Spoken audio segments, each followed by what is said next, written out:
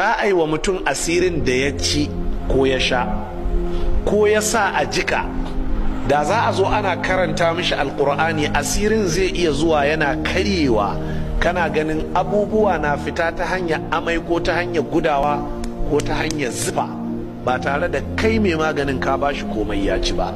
Ƙarfin karatun fatiha ne da ƙarfin alkur'ani ya lalata wannan abin da ke ciki yake ainihin zubar da shi. Allah ya ji kamala Ibrahim bawa mai shinkafa. Bayan wancan lokaci jama'a, yana da wani aboki wanda ke kasar Katsina, ya yi fama da asiri mai karfi. A wannan lokaci har ya kai dukiyoyin shi da waɗanda suka yi mai asirin suka rike har sun mantar da shi. Kasancewa matsafa suna da irin wannan asirin? Na'am, suna da irin wannan asirin. A ci bashinka sai a je a maka asiri sai ka manta, a je a karbi bashi a banki sai a je a yi asiri sai manajan banki da ma'aikatan sai su manta da wannan da ya ci bashi. Ko ka san haka?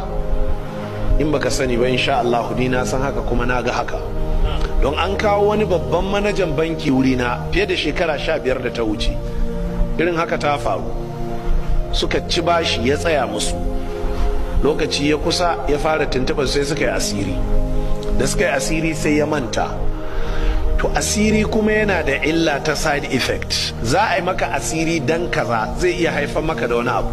Na haka sai zama gaba ɗayan lakar jikin shi sai ta mutu, gaba ɗaya sai ya samu paralysis, ba inda ke motsi a jikin shi sai ido. Hakika lokacin da aka kawo shi gidana da na tausaya wa halin da yake ciki sai na ce su koma da shi. Kashe gari na bi su zuwa Kano, wallahi al'azimi jama'a za ku yi mamaki, an ɗauko shi ne rangaranga aka mai da shi haka rangaranga. Da na je na fara mishi karatun alkur'ani, ko ruwan wanka ban haɗa mishi ba, karatun alkur'ani zalla na fara mishi. Kafin la'asar ya watsake.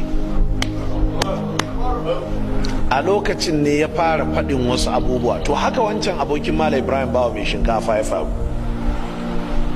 Bayan da shi ya gaya mana cikakkun bayanan abubuwan da suka faru, muka fahimci akwai asiri. Na haɗa mishi ruwa na addu'a ya je ya shaye wanka. Ranar da muka so za mu zaman, ba na manta ranar Juma'a ce, ya zo daidai ina karantar da mata Sahihul Bukhari a masallacin Muciya, na ce zauna ya jira ni. Zauna na sake haɗa mishi ruwa ya sake wanka. Bayan an yi ainihin wato sallar Juma'a, na je na fara mishi karatu da jikin shi ya rikice. To ba mu samu ainihin wato Allah ya lalatar da wannan asiri ba sai kusan karfe 10 na dare. To a daidai lokacin da asirin ya tashi karyewa, sai ya rinka fesar da wasu abubuwa kamar dusa. Yadda ka san injin nika yana feso da dusa, haka ya rinka feso ta da baki. Bayan da ya gama sannan sai ya fara fitar da wani abu yadda kaga ice cream.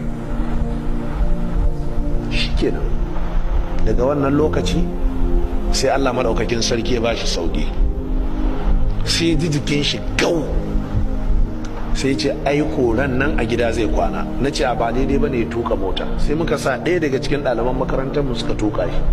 Suna tafiya sun kusa Giwa, sai yake tunowa ya ce akwai gini da ya fara wuri kaza yau shekara 10 sai yanzu ya tuna. Ya ba wa na jali ya buɗe kemis sai yau ya tuna, ya ba wa na kaza, ya ba wa na kaza.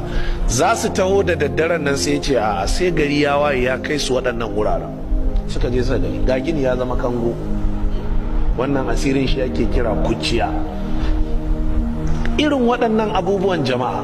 To yanzu kaga ka duba wannan menene? Tasiri ne na alkur'ani, tasiri ne na alkur'ani. Kuma ikon Allah, tun daga wannan lokacin Allah ya warkar da shi har zuwa bara da muka yi magana a waya, ya ce wallahi ko ciwon kai bai sake yi ba tun wannan lokacin. Wannan yana nuna maka tasiri na saƙon da Allah ya turo annabawa da shi.